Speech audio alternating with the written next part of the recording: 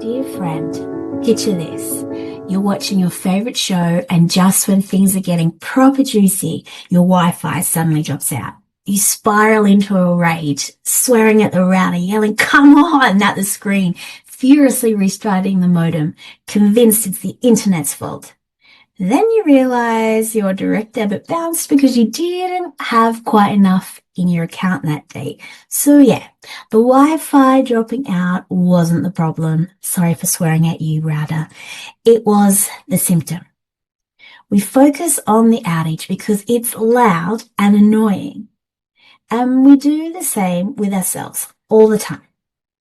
Think about that thing you do that causes issues in your life. If I didn't do that, then I wouldn't. If I didn't do that, then I could. If only I didn't always do that, because then I would.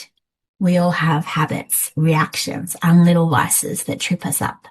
Maybe you've noticed some tricky little tendencies like scrolling endlessly when your brain is screaming for a break, snapping at people that you love because stress is easier to release on them, saying yes when you're already drowning, numbing out with food, wine, or Netflix, keeping busy to avoid thinking, putting off starting that thing you actually want to do.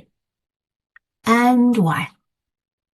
These things can leave you feeling frustrated, guilty, or even a bit ashamed, like a failure, speaking from personal experience. And we spend so much time wishing we could just stop doing them. But what if these weren't really the causes? What if these were the symptoms? Why do you scroll, snack, snap, or say yes? Why do you fill your time or hold yourself back?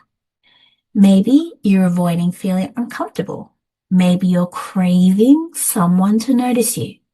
Maybe you're trying to prove you're capable, lovable, or enough.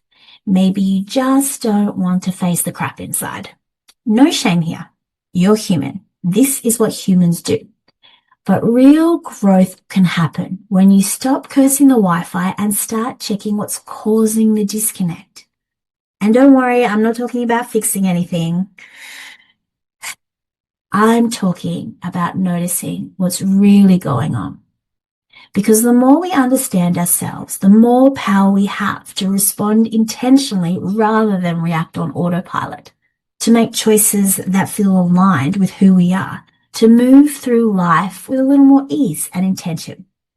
So this week, I invite you to explore what's driving some of those tricky little tendencies in your life, what might be at their core, and what might be triggering the behaviors that make you act like a slightly less perfect version of yourself. Thank you for spending a moment with me. I'm sending you lots of love, Annie.